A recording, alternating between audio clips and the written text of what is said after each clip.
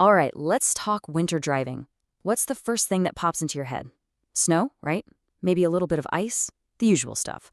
But what if I told you the real danger out there is something you can't even see? Today we're going to dig into the science of staying safe when the temperature plummets. And believe me, the answer is probably not what you think. So let me just ask you this. We all focus on the slippery stuff, the snow and the ice. But what if that's not the main thing you should be worried about?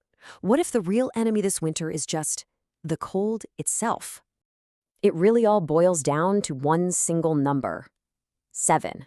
That's 7 degrees Celsius, or about 45 degrees Fahrenheit for my friends in the States. And this isn't about the weather forecast. This is about physics. This is the invisible line where the very connection between your car and the road starts to fail.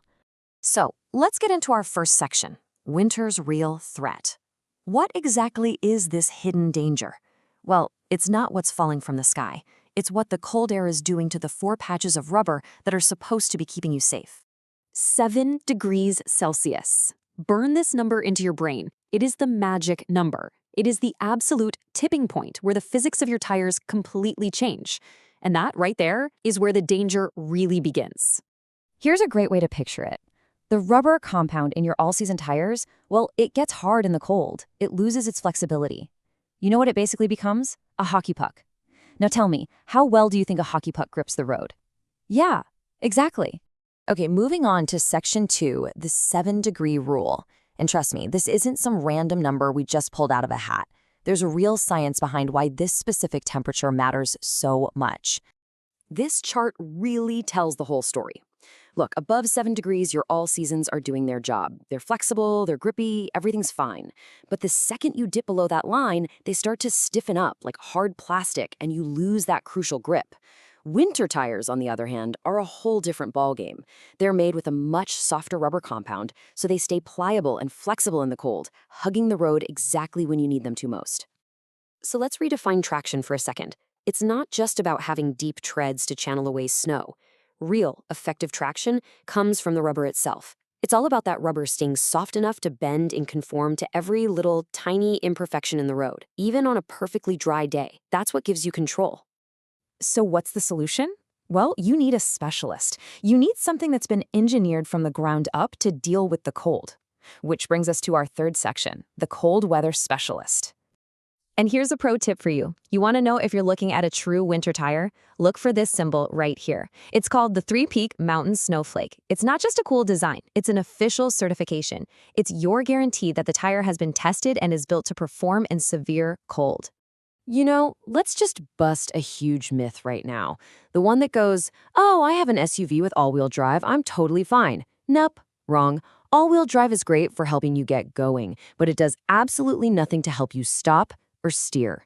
If your tires can't grip, you're just along for the ride. The bottom line is, below 7 degrees, winter tires give you superior grip, and that means more safety, no matter what kind of car you drive.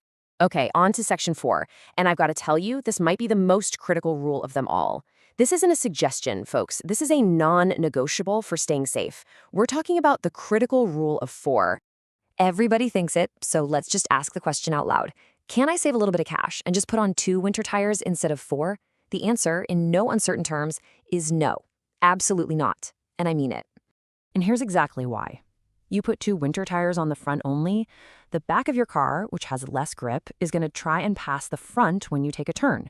That's called oversteer, and it's terrifying. Put them on the back only, now the front won't have enough grip to turn, so you'll just plow straight ahead. That's understeer. Either way, you're looking at a recipe for disaster.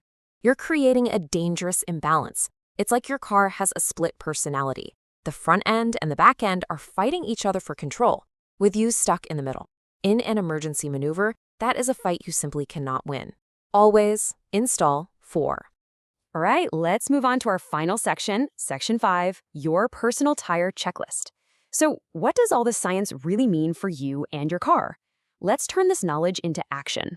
I want you to ask yourself these questions. Honestly, do you live where cold temps are just a fact of life for a few months? Do you have to get in your car every single day, no matter the weather? Do you drive when it's coldest, early in the morning or late at night? If you're not a yes to any of these, winter tires aren't a luxury item. They are a necessity. The whole point here is to be an informed driver. Next time you go to a tire shop, don't just say, I need winter tires. Tell them how you drive, where you drive, when you drive. Give them the details. That's how you partner with them to find the perfect set of tires for your car and, more importantly, for your safety. Let me leave you with this one last thought. The total amount of tire that's actually touching the road at any given second is about the size of the palm of your hand. That's it. 4 little handprints are all that connect a 2-ton machine to the pavement. So when the cold really hits, ask yourself, are those the right hands for the job?